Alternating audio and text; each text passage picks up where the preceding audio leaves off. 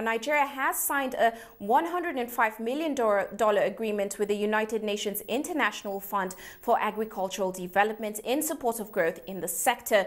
The 6-year program is focused on developing the agriculture value chain in Nigeria, which includes a $74 million loan and a $0.5 million grant. Now, CNBC Africa's Ummu Ibrahim caught up with Minister of Agriculture Akinwunmi Adesina to hear more about this agreement. International Fund for Agricultural Development is the world's premier organization in financing agricultural development worldwide. And their endorsement of the transformation agenda of Mr. President is very, very significant. They are putting up $74 million to support the transformation agenda on rice and on cassava. I think very, very important signal. Second is the fact that Mr. President has said that Nigeria has to be self-sufficient in rice. I've said it time and time again, I'll say it again, that it doesn't make any sense for Nigeria to be spending, about $3 billion every year importing rice. We can grow rice all the way from Sokoto to Niger to Nasarawa down to Bayelsa, even in Ogun State, Abakaliki area. We grow rice everywhere. So Nigeria should be totally self-sufficient in rice production. And in fact, why not? With all the land we have, with the water we have, with the cheap labor we have, the great sunshine we have, Nigeria should be exporting rice, not importing rice.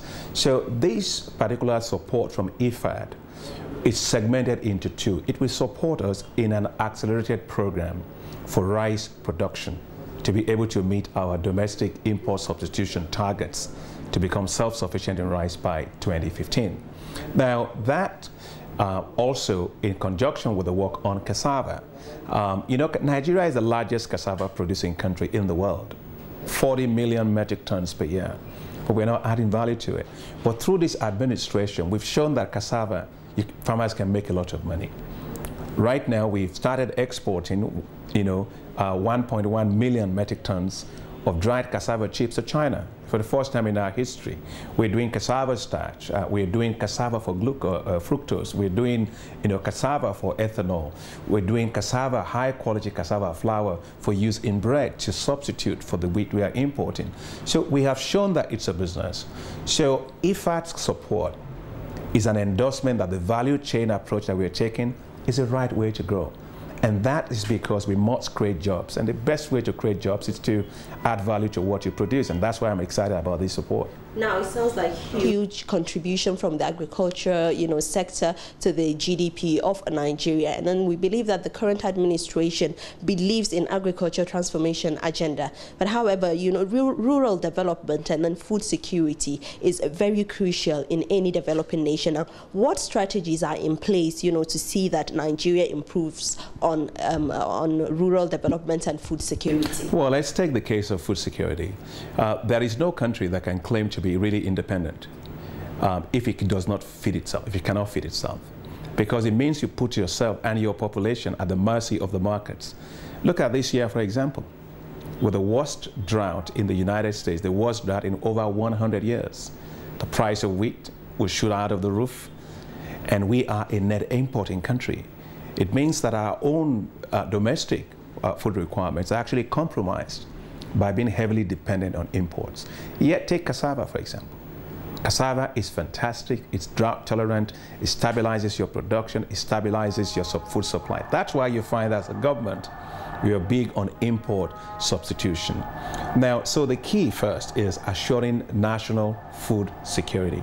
The national food security can be attained by adding value to cassava, to rice, to potato, the sorghum, the millet, and maize, all the things that we produce, adding value to them.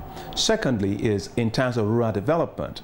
This particular government is working on a number of things. First and foremost, take the area of rural roads. We have a program called Rural Access Mobility Project, which is improving access to feeder roads in rural areas so our farmers can be able to take their produce to markets. We are improving culverts in a number of areas. We are also improving rural storage facilities to make it easier for farmers to store their produce. And finally is the issue of silos. We put a lot of silos across the whole country. Right now we have 20 of them completed where you can actually store produce. Now, but crucial for the rural area is also the issue of water. Because agriculture, we can't do rain-fed agriculture. So as a government, we are really aggressively moving into completing a number of the dams that we have.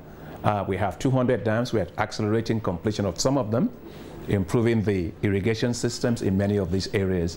And finally, at the end of the day, is finance. If farmers can't have access to finance in rural areas, you cannot revive those economies.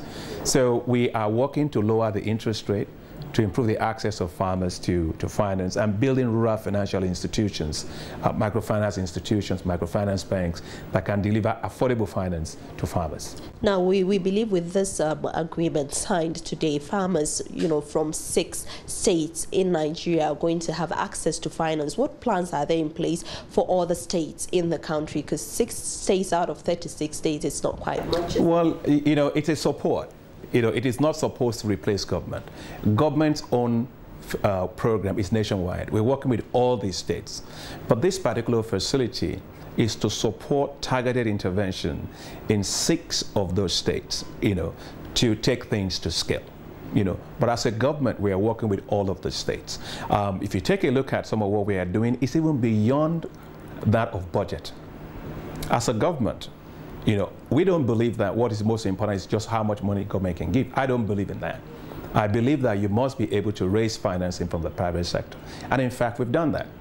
In the case of rice and cassava that we're talking about today with IFAD, as a government, through the support of the Minister of Finance, we've been able to access cheap financing from the China Exim Bank, about $1.2 billion. And we are, through the private sector, acquiring 100 large-scale integrated rice mills, which will mill 2.1 million metric tons of long-grain, parboiled, high-quality rice in Nigeria, making Nigeria by 2015 the largest processor of rice in Africa. We will go from a net importing country into self-sufficient and, why not, an exporting country.